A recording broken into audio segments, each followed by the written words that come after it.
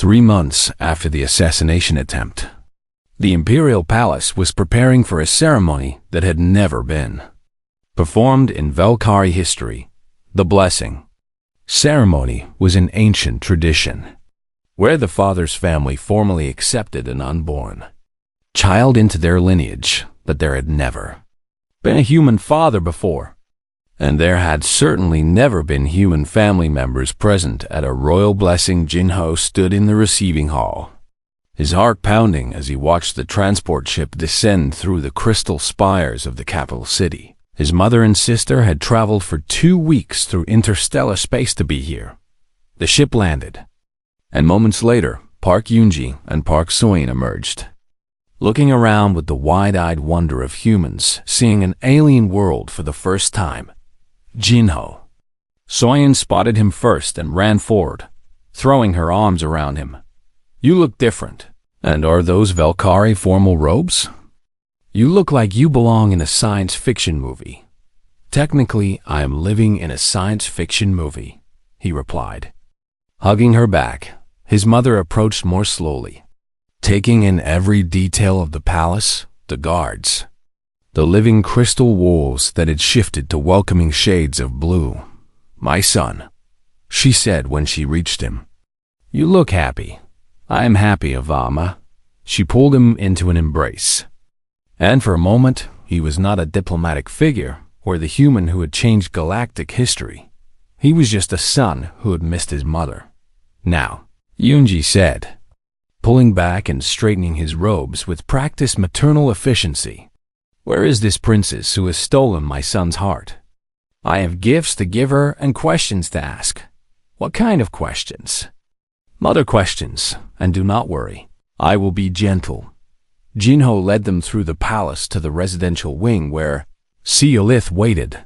The princess had been nervous about this meeting, worried that human in-laws might reject her the way some Valkyrie had rejected Jinho. She had asked him dozens of questions about human family customs and had practiced Korean greetings until her pronunciation was nearly perfect. When they entered her chambers, Seolith stood in the center of the room, her scales a careful neutral color that Jinho recognized as her attempt to hide her anxiety. "Mrs. Park," she said, bowing in the Korean style, "it is my honor to meet you, and I thank you for traveling so far." Yoonji studied her for a long moment. Then she crossed the room and took both of Seolith's hands in her own. "You are even more beautiful than the pictures showed," she said warmly. "And you make my son happy, which means you are already family." Seolith's scales flooded with surprised relief. "I have brought you something," Yoonji continued, reaching into her bag and pulling out a bundle of folded fabric. "These are traditional Korean baby clothes, and I know your child will have scales instead of skin. But I thought perhaps some parts of the design could be adapted." The princess unfolded the delicate hanbok and held it up, her eyes glistening with an emotion Jinho had learned was the Valkyrie equivalent of tears. "It is beautiful," she whispered. "We will find a way to use it, and I promise." Soyeon had been hovering nearby, barely containing her excitement. "Can I see your scales up close?" she blurted out, then immediately looked embarrassed. "Sorry, is that rude?" Jinho said I should not ask personal questions about Valkyrie bodies. Seolith made her laughing sound. "For my sister-in-law, it is not rude at all." She extended her arm, and Soyeon leaned in to examine the shimmering blue-green scales with scientific fascination. "They change color based on your emotions, right?" Jinho told me about that, and it must be so hard to keep secrets when your skin gives everything away. "It is both a blessing and a curse," Seolith admitted. "But I've learned that honesty is often easier than deception anyway." "I like her," Soyeon announced to Jinho. "She is much cooler than any of the girls you dated in university." The next 2 days were a whirlwind of activity as the palace prepared for the ceremony, and the two families got to know each other. Yoonji spent hours with Seolith, teaching her Korean recipes modified for Valkyrie temperature preferences and sharing Embarrassing stories about Jinho's childhood, Soyen explored the palace with boundless curiosity, making friends with the younger palace staff and learning Valkyrie games, and Jinho watched it all with a sense of wonder that never quite faded. His two worlds were merging in ways he had never imagined possible. The blessing ceremony itself was held in the Great Hall, with representatives from every noble house in attendance and holographic broadcasts reaching every corner of the empire. The emperor presided over the ritual, his ancient voice carrying through the crystal chamber as he spoke the traditional words. But this ceremony was not entirely traditional. When the time came for the father's family to step forward, Jinho's mother and sister joined him, their human faces a stark contrast to the assembled Valkyrie nobility. Yoonji presented the modified hanbok, its fabric now interwoven with Valkyrie crystalline thread in a design that blended both cultures. Soyen offered a paper crane she had folded herself, a symbol of hope and longevity in human tradition, and Jinho placed his hand over Seedlith's belly, feeling the warmth of her scales and the faint pulse of the life growing beneath. "I accept this child as my own," he said, speaking the words in both English and Valkyrie. "I promise to protect her, to teach her, to love her with everything I am." The crystal walls of the Great Hall erupted in colors that the Valkyrie had no names for. New hues born from the unprecedented emotions in the room. The emperor smiled, an expression rarely seen on his ancient face. "The blessing is complete," he announced. "This child is recognized by both the Valkyrie Empire and the human family of Park." Then he raised his voice, addressing not just those present, but all who watched throughout the stars. "Today we have witnessed something remarkable, and two species, separated by biology and history and the vast distances of space, have come together to create new life. The Valkyrie Empire formally proposes a partnership with Earth, and we offer our medical technology, our knowledge, our resources, and in exchange, we ask only for the chance to learn from humanity's greatest gifts: your adaptability, your compassion, your extraordinary capacity for love that crosses every boundary. Together, we can build a future neither species could achieve alone." The hall erupted in applause and song, Valkyrie harmony mixing with human cheers in a cacophony of celebration. Jinho found himself pulled into embrace after embrace, welcomed by Valkyrie, who had once looked at him with suspicion and now looked at him with something like hope. Through it all, Seedlith stayed close, her hand never leaving his. When the formal ceremony finally ended and they found a quiet moment alone, she leaned her forehead against his in that gesture that had become their private language of intimacy. "Are you happy?" she asked. "I never imagined my life would look like this," he said. 6 months ago, I was studying dead languages in a basement office, and now I am standing in an alien palace with the woman I love, expecting a child who will be the first of her kind. That does not answer my question." He pulled back to look at her. This alien princess, who had somehow become his everything. "I am terrified," he admitted. "I am overwhelmed and confused and constantly worried that I will make mistakes. But yes, Seedlith, I am happier than I have ever been in my entire life." She smiled, her scales flushing with warm colors. "Our daughter will need a name soon, and I thought we might honor both our traditions. What did you have in mind?" "A royal name will be Velcora from my family line, but I would like her personal name to be Minji, which I am told means wisdom and beauty in Korean." Jinho felt his eyes sting with tears. "Velcora Minji," he said softly. "It is perfect." He placed his hand on her belly again, feeling that faint pulse of new life. "Hello, Minji," he whispered. "Your father did not mean to start any of this, but I am so glad I caught your mother that night." Seedlith laughed and pulled him close outside the window. The crystal city glowed beneath a sky full of unfamiliar stars, and somewhere across the vastness of space, Earth hung like a blue marble in the darkness. Two worlds connected now by the smallest of bridges. A human who caught a falling princess and the child who would grow up belonging to both. 1 week after the bonding ritual, the High Physician confirmed what everyone had suspected. Seolith was carrying a child, the first Valkyrie. Conception in 30 years, the first hybrid in their species' history. News spread through the empire like fire through dry grass, and the reactions were divided in ways that made Jinho's stomach churn with anxiety in the progressive districts of the capital. Celebrations erupted in the streets, with citizens singing ancient fertility hymns that had not been heard in generations in the conservative regions. Silence fell like a shroud, followed by whispers of contamination and genetic pollution. Jinho stood in the medical wing of the palace, watching through a window as the High Physician ran her final tests on Seolith. The princess lay on a bed of soft crystal, her scales glowing with health.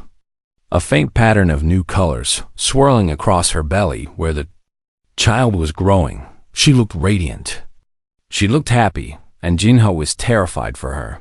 The conservative faction is more organized than we anticipated, Ambassador Yoon said quietly, appearing beside him.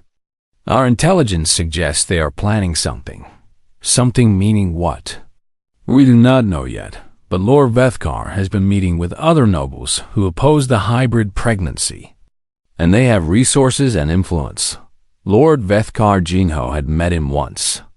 A tall Valkyrie with scales the color of dried blood and eyes that looked at humans.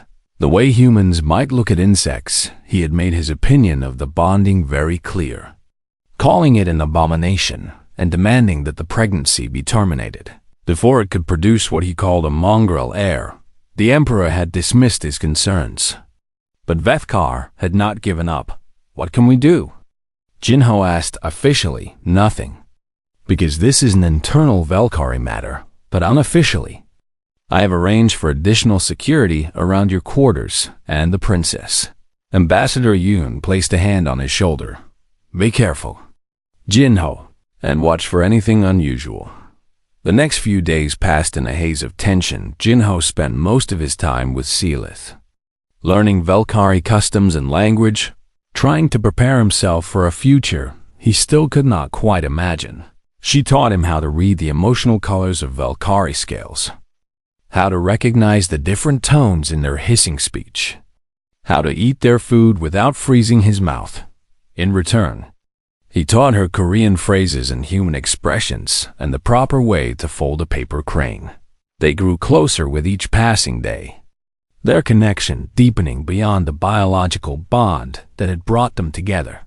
But the shadow of opposition never quite disappeared. Jinho saw it in the cold looks from certain palace guards, heard it in the whispered conversations that stopped. When he entered a room, something was coming. He just did not know when or what form it would take. The answer came on a quiet evening when he and Seolith were walking through the palace gardens. The bioluminescent flowers had just begun their nightly display, filling the air with soft blue light. When Seolith stopped suddenly, "Something is wrong," she said, her scales flickering to a pale warning color. "What do you?" A figure emerged from the shadows. Moving with terrifying speed, Jinho saw the glint of a crystal blade, saw it arcing towards Seolith's belly where their child was growing, and his body moved before his mind could catch up. He threw himself between the princess and the attacker. The blade meant for Seolith buried itself in Jinho's shoulder. Instead, pain exploded through him, white-hot and overwhelming, and he heard himself scream as he crumpled to the ground. But his falling body knocked into the assassin, disrupting their balance, and before they could strike again, palace guards were everywhere, tackling the attacker to the ground. Jinho. Seolith dropped beside him, her hands pressing against the wound, her scales cycling through colors of fear and rage and desperate concern. The baby. He managed through the pain. "Are you and the baby safe?" "You foolish human," she said, her voice breaking. You could have been killed. Worth it, he gasped. Both of you are worth it. The world blurred and darkened. And the last thing he saw before losing consciousness was Scylla's face above him. Her eyes filled with an emotion that needed no translation. He woke in the medical wing, his shoulder wrapped in living crystal that pulsed with healing energy. General Scyther stood at the foot of his bed, the princess's uncle who had initially opposed the bonding and viewed humans with barely concealed contempt, but his expression now was different. You threw yourself in front of a blade meant for my niece, the general said without preamble. Yes, Jinho replied, his voice rough. Why? Jinho thought about the question, about diplomatic answers and political calculations, and decided he was too tired and too sore for anything but the truth. Because I love her, he said simply. And I would die before I let anything hurt her or our child. The general was silent for a long moment. Among Velkhari, males typically had little involvement in child rearing, viewing reproduction as a female matter once conception had occurred. The idea of a male risking death for an unborn child was foreign to their culture, but not incomprehensible. I've watched your species since you appeared on the Galactic stage, the general finally said. I thought you were weak. Short-lived creatures with no real value. I was wrong. He approached the bed and placed his clawed hand over his chest in a gesture Jinho recognized as a sign of respect between warriors. You have proven your commitment in a way my people understand. And whatever else you are, Park Jinho, you are not unworthy of my niece. He turned and left without another word. Sealith entered moments later, her scales bright with relief.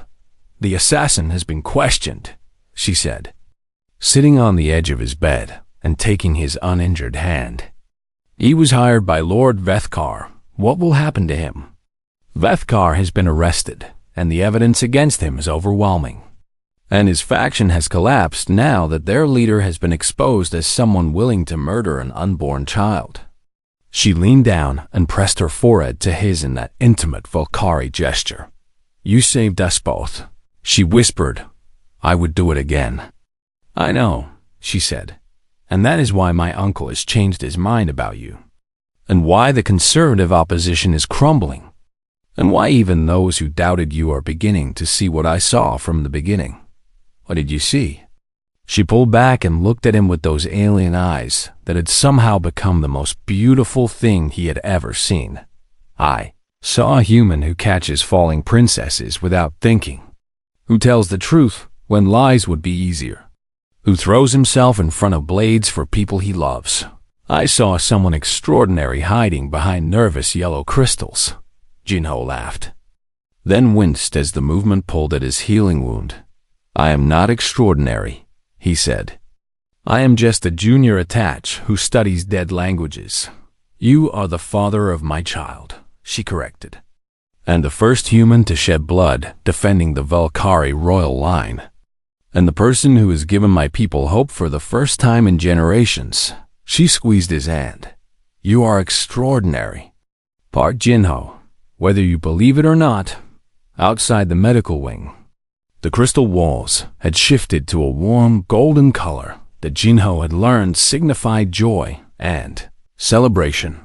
The news of his sacrifice had spread through the palace, and the reaction had been overwhelming. Even those who had doubted the bonding were reconsidering their positions. A human who would die for a Velkhari princess, a human whose love transcended species and politics and fear. Perhaps humans were not so different after all. Perhaps they were exactly what the Velkhari needed. Jinho closed his eyes and let himself rest, knowing that when he woke, the woman he loved would still be there. And somehow, against all odds, the future looked brighter than ever. 3 days had passed since the reception, and Jinho had not slept properly since he sat in his quarters in the human diplomatic wing, staring at the communication console and gathering his courage.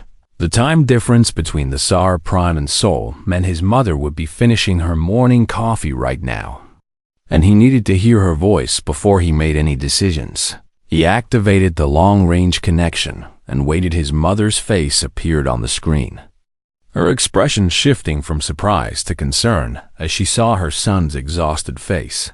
"Jinho," Park Yoonji said, "you look terrible. And what happened? Did something go wrong with the diplomatic mission?" "Yama," Jinho began, then stopped. Because how exactly did one explain this situation to one's mother? "I accidentally started an alien reproductive process with a princess.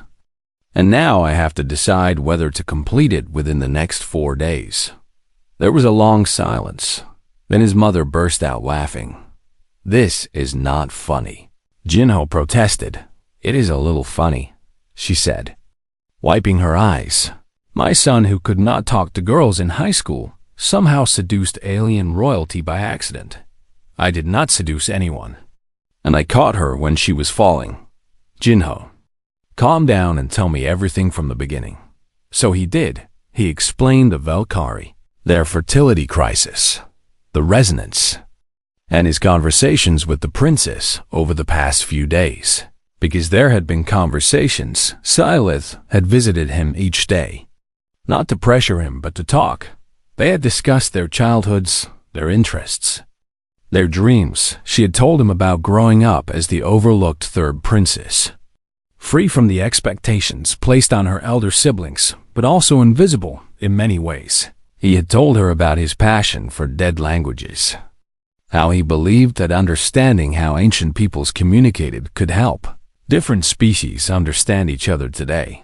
They had laughed together when she tried Korean food and found it too spicy, and he had laughed harder when she retaliated by giving him Valkyrie ice cream that turned out to be served at temperatures that would freeze human skin. "She sounds wonderful," his mother said when he finished. "She is," Jinho admitted. "But Iyama, this is not a normal situation, and if I do this, I would be committing to something permanent with someone I have known for less than a week. Let me ask you something," his mother said. "When you think about saying no and returning to Earth, how do you feel?"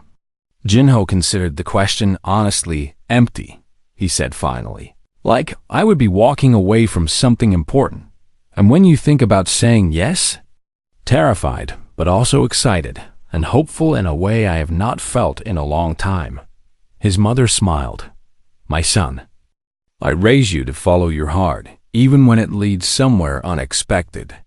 And if your heart is telling you this strange alien princess might be worth the risk, then maybe you should listen. What about you?" Jinho asked, "What about Soyeon? If I do this, I might never come back to Earth." "Jinho, space travel exists, and you think I would not visit my grandchild, even if that grandchild has scales?" Jinho laughed despite himself. "The galaxy just got smaller," his mother continued. "Family does not have to mean living in the same city anymore, and as long as you are happy, I will support whatever you decide. You should talk to your sister too," she added. "She has been dying to hear about everything." The connection shifted, and his younger sister's face appeared. "Is it true you are dating a princess?" Park Soyeon demanded immediately, because that is the most Jinho thing I have ever heard. Accidentally stumbling into royalty. "I am not dating her, and it is complicated." "Do you like her?" "Yes, does she like you?" "She says she does." "Then what is complicated?" "Stop overthinking everything like you always do," Jinho smiled. His sister had always been better at cutting through to the heart of matters after the call ended. He sat in the silence of his quarters and let himself feel everything he had been holding back. Fear of the unknown, grief for the life he might be leaving behind, hope for something he had never expected to find, and underneath it all, a growing certainty that Silith was someone he wanted in his life, regardless of the circumstances that had brought them together. He stood and walked to the door. The palace gardens were empty at this hour, lit only by the soft glow of bioluminescent plants that the Valkyrie cultivated for their beauty. Jinho found a quiet bench and sat. Letting the alien night settle around him, he was not surprised when Seolith appeared a few minutes later. "The palace security informed me you left your quarters," she said. Sitting beside him, "They were concerned you might be trying to escape." "Where would I escape to? I am on an alien planet thousands of light years from home. Some humans have tried to steal shuttles before." "Really?" "No, I was making a joke, but your species' sense of humor is difficult to predict." Jinho laughed, and she made that sound again that he had learned was Valkyrie laughter. "I talked to my family tonight," he said. "And what did they say?" "My mother asked if she would be invited to the wedding, and my sister told me to stop overthinking." Seolith went very still. "There would not be a wedding in the human sense," she said carefully. "Valkyrie do not have that tradition, I know, but maybe we could create something new. Something that honors both of our cultures." She turned to look at him, her pupils dilating with emotion. "Jinho, are you saying what I think you are saying?" He reached out and took her hand, feeling the warmth of her scales against his palm. "I have spent 3 days trying to find reasons to say no," he said. "I have thought about everything I would be giving up, everything that could go wrong, everything that makes this situation insane. And I keep coming back to the same conclusion." He met her eyes. "I do not want to walk away from this. Not because of duty or politics or saving your species, but because I have never met anyone who makes me feel the way you do. I want to know you better, Seolith, and I want to see where this connection leads. And if that means completing the resonance and having a child together, then I am willing to take that step." Her hand tightened around his. "You are certain? Once the bonding is complete, there is no undoing it. I am certain that I want to try. And is that not what all relationships are? A decision to try, even without guarantees?"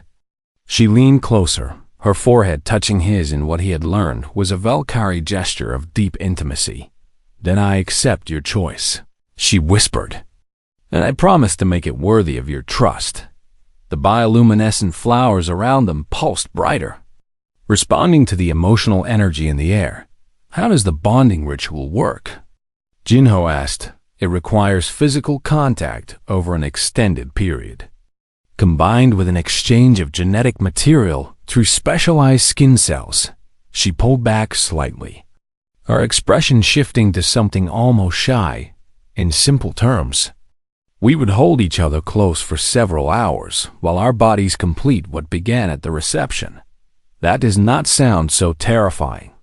"It is not meant to be frightening," she said. "It is meant to be intimate, a beginning rather than an ending." She stood and offered him her hand. "Will you come with me?" Jinho took her hand and let her lead him back toward the palace above them. Unfamiliar stars wheeled through an alien sky, and somewhere in the distance, the crystal spires of the city sang softly in the wind.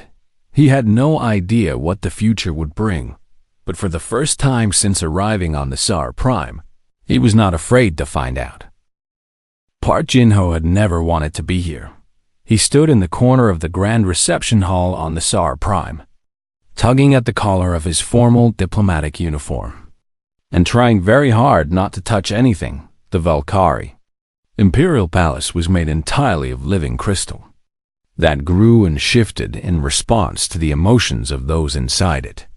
And right now the walls near Jinho had turned an anxious shade of yellow. "Stop being nervous," Ambassador Yoon My-rae whispered as she passed him with a tray of ceremonial drinks. "The crystals are reacting to you, and everyone can see it. I am not supposed to be here," Jinho whispered back. "I am a junior cultural attaché who specializes in dead languages and ancient texts, not living diplomacy with one of the oldest empires in the galaxy." Senior attaché Kim got food poisoning from the shuttle cafeteria. Ambassador Yoon reminded him. "You were the only replacement available on short notice. So smile and try not to cause an interstellar incident." She moved away to greet a cluster of Valkyrie nobles, leaving Jinho alone with his yellow-tinted crystal corner. The Valkyrie were magnificent and terrifying in equal measure. They stood nearly 7 feet tall, with scaled skin that shimmered in shades of blue and silver, and eyes that held vertical pupils like earth reptiles. Their civilization had existed for over 50,000 years, and they had been traveling between stars when humans were still figuring out how to make fire. Humanity had only been part of the galactic community for 60 years, and this reception marked the first formal diplomatic contact between Earth and the Valkyrie Empire. Jinho understood why everyone was nervous. The Valkyrie could crush humanity without effort if they chose to, but they had expressed interest in friendship instead, and no one quite understood why. Jinho watched the crowd and tried to identify the important figures from his hastily memorized briefing files. There was Emperor Velkoth, the Enduring, ancient beyond measure. His scales faded to pale silver with age, but his eyes still sharp and calculating. Beside him stood General Scyther, the military commander whose fleet could glass entire planets, and various nobles whose names Jinho had already forgotten. And then there was the Princess Her Radiance Salith Velcora, third princess of the Valkyrie Empire, stood apart from the other royals with an expression that Jinho could only describe as bored. She was younger than the others, her scales a vibrant blue-green that caught the light like gemstones, and she kept glancing toward the human delegation with obvious curiosity. Their eyes met across the room. Jinho quickly looked away, his heart pounding, and the crystals around him flashed pink before settling back to yellow. "Wonderful," he muttered to himself. "Now the walls are announcing my embarrassment to everyone." He decided to find somewhere less exposed to stand, and began making his way along the edge of the hall. The floor was smooth crystal, polished to a mirror shine, and Jinho walked carefully to avoid slipping. He was so focused on his feet that he did not see the princess approaching until she was directly in front of him. "You are the nervous one," she said in perfect English, her voice carrying a slight hiss on the consonants. "The crystals have been following you around the room like a spotlight." Jinho froze. He had not been briefed on what to do if royalty spoke to him directly. "Your Radiance," he managed, bowing deeply. "I apologize for any disruption my presence has caused."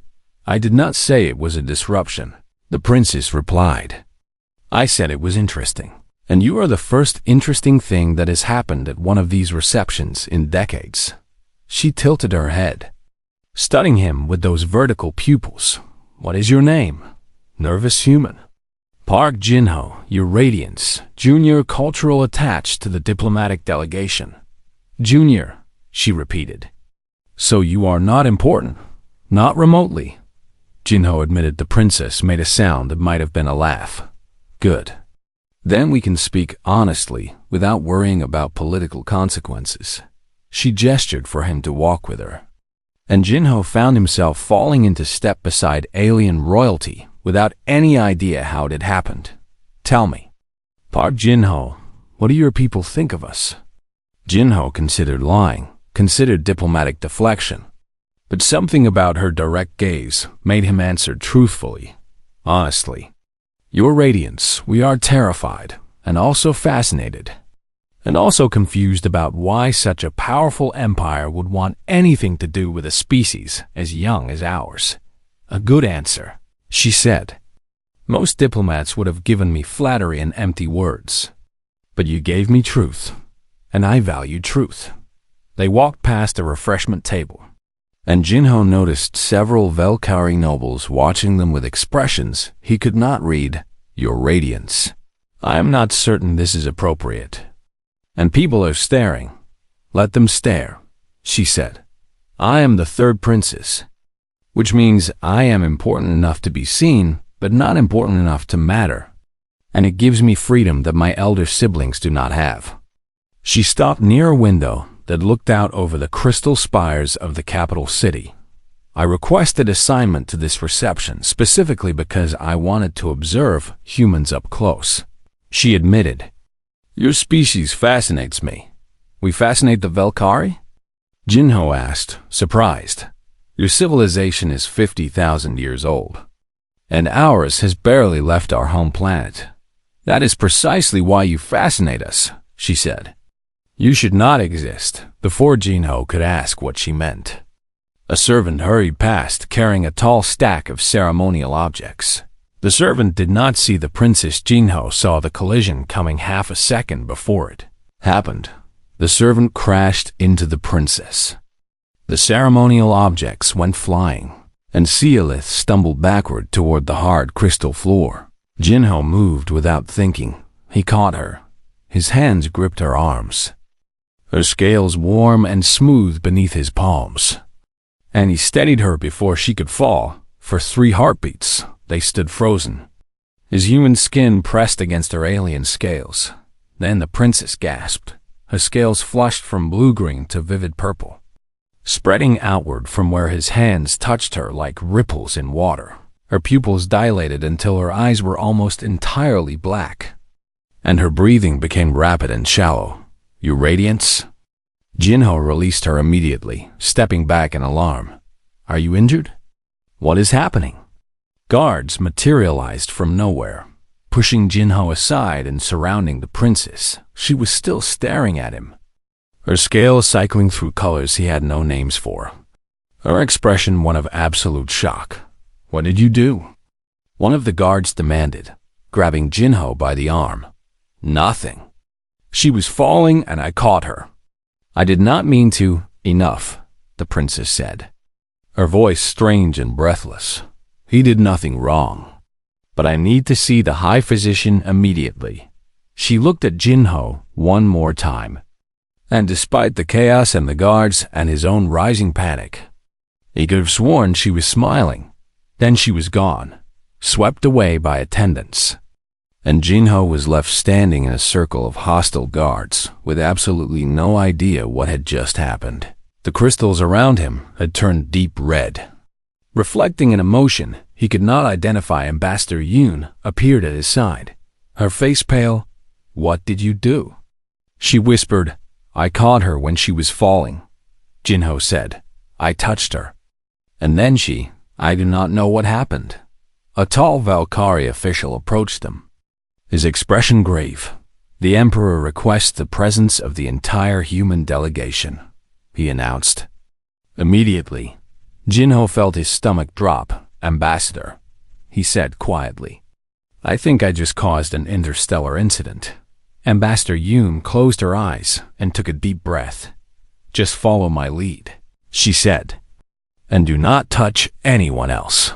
They were escorted from the reception hall. As they walked, Jinho noticed something strange.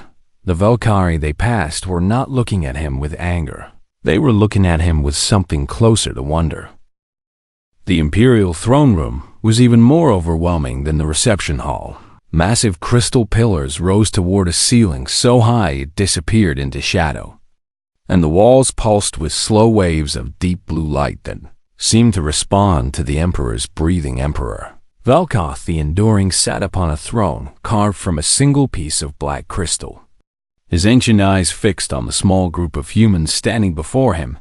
Jinho tried very hard not to pass out. Ambassador Yoon stood at the front of their delegation, her diplomatic mask firmly in place despite the tension Jinho could see in her shoulders. Your Imperial Majesty, she began.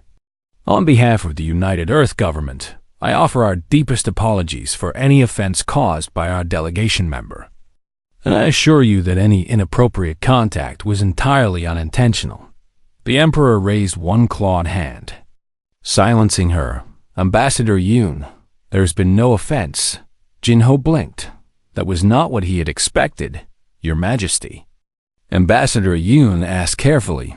What occurred tonight was not an insult, the Emperor continued, his voice resonating through the chamber like distant thunder. It was something we have not witnessed in over 3,000 years. A door at the side of the chamber opened, and the princess entered, accompanied by an elderly Valkyrie female wearing robes covered in scientific symbols. Seolith's scales had returned to their normal blue-green, but she moved differently now, with a kind of careful awareness that had not been there before. She looked at Jinho, and her pupils dilated slightly before she controlled herself. "High Physician Kethrol," the Emperor said. "Explain to our guests what has occurred."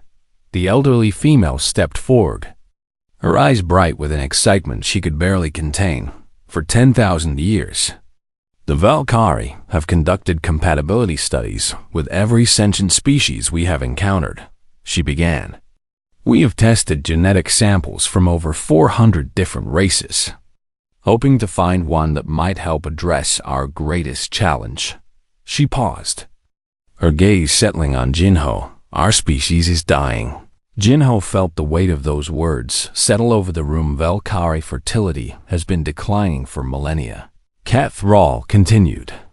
"Where once we could reproduce freely, now conception has become rare and difficult, and our population shrinks with each generation. And we do not know why. We have searched for compatible species," the Emperor added, "hoping that genetic diversity might restore what we have lost. But in 10,000 years of searching, we have never found a match." He leaned forward on his throne. "Until tonight." Ambassador Yoon turned to look at Jinho, her diplomatic mask cracking slightly to reveal pure confusion. "Your Majesty, are you saying that our attach is somehow compatible with Valkyrie biology?" "More than compatible," the High Physician said. "When his skin made contact with the princess, it triggered what we call resonance. And resonance is the first stage of Valkyrie conception." Jinho's legs went weak.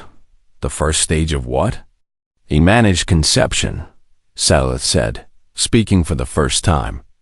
"Your touch began a biological process that has not been triggered in any Valkyrie female by an outsider in recorded history." She approached him, stopping just out of reach. "Your biochemistry spoke to mine in a language my body has been waiting to hear for 200 years. Jinho looked at Ambassador Yoon for help, but she seemed just as lost as he was. "This is," the ambassador said slowly. "This is unexpected. It is miraculous," the Emperor corrected. "Your species has existed for a fraction of our history, yet somehow your genetics contain something ours recognize and respond to. And we must know why." The High Physician stepped closer to Jinho, studying him with scientific intensity. "Human DNA contains extraordinary genetic diversity, far more than any species your age should possess. And your ability to adapt to different environments is unparalleled. We have theories," she continued. "Some of my colleagues believe humans carry genetic markers from an ancient progenitor species that seeded life across the galaxy eons ago. And if true, it would explain why your biology resonates with ours. You may be our cousins," the Emperor said, "separated by billions of years of evolution, but connected at the deepest level of our beings." Jinho felt like the floor was tilting beneath him. "Your Majesty, I am a junior attach, and I study dead languages. And I caught the princess because she was falling, and I did not intend to start any biological processes." "Intent is irrelevant," the Emperor replied. "What matters is what has occurred and what happens next." He gestured to his daughter. "Seolith has requested permission to speak with you privately, and I have granted it, and you will listen to what she has to say before making any decisions." It was not a suggestion. Jinho nodded mutely, and a servant appeared to guide him toward a side door. "Ambassador," the Emperor said, as Jinho walked away, "let us discuss the diplomatic implications while our young people talk." The door closed behind Jinho, cutting off whatever Ambassador Yoon's response might have been. He found himself in a smaller chamber, still made of living crystal, but somehow warmer and more intimate. The princess waited for him near a window that looked out over the glowing city below. "You look terrified," she observed. "I am terrified," Jinho admitted. "An hour ago, I was trying not to spill ceremonial drinks, and now I am being told that I have evidently begun some kind of reproductive process with alien royalty. The resonance has begun, but it is not yet complete." Silas said. It will fade within 7 days if we do not proceed to the next stage. The next stage being? A bonding ritual that would complete the conception process. Jinho sat down heavily on a crystal bench. Your Radiance, I need you to understand something, and please do not take offense. Speak freely. I do not know you, he said. We met tonight for the first time, and I caught you because you were falling, and my body moved before my brain could think. And I'm not sure I can participate in making a child with someone I spoke to for 5 minutes at a party. The princess was quiet for a moment. Then she did something Jinho did not expect. She sat down beside him. Among my people, reproduction is not viewed the way your species views it, she said. For us, it is a sacred biological event that occurs only rarely. And the emotional bond between partners is secondary to the genetic bond. But I have studied your species, she continued. I know that humans view reproduction as deeply connected to emotional attachment. And I respect that. She turned to face him fully. I did not approach you tonight because of resonance. Because I did not know resonance was possible between our species. And I approached you because you were interesting. The nervous human with the yellow crystals following him around, she said with what might have been a smile. The one who gave honest answers instead of diplomatic lies. The one whose reaction to an alien princess was embarrassment rather than calculation. I find you genuinely interesting. Park Jinho, and I would like to know you better regardless of what my biology wants. Jinho looked at her. Really looked, and saw past the alien features to the person beneath. She was not trying to trap him or manipulate him. She was being as honest with him as he had been with her. If I refuse? He asked. What happens? The resonance fades, and we return to normal diplomatic relations. And you go back to your dead languages, and I go back to being the unimportant third princess. And your people keep dying. She inclined her head. That burden is not yours to carry. Jinho stood and walked to the window, looking out at the alien city. I need time to think, he said. You have 7 days, she replied. Use them however you need to. She rose and moved toward the door. Then paused. For what it is worth, Park Jinho, I hope you choose to know me better, not because of what it means for my species, but because I believe we could become something meaningful to each other. She left him alone with the glowing crystals and the weight of an impossible decision.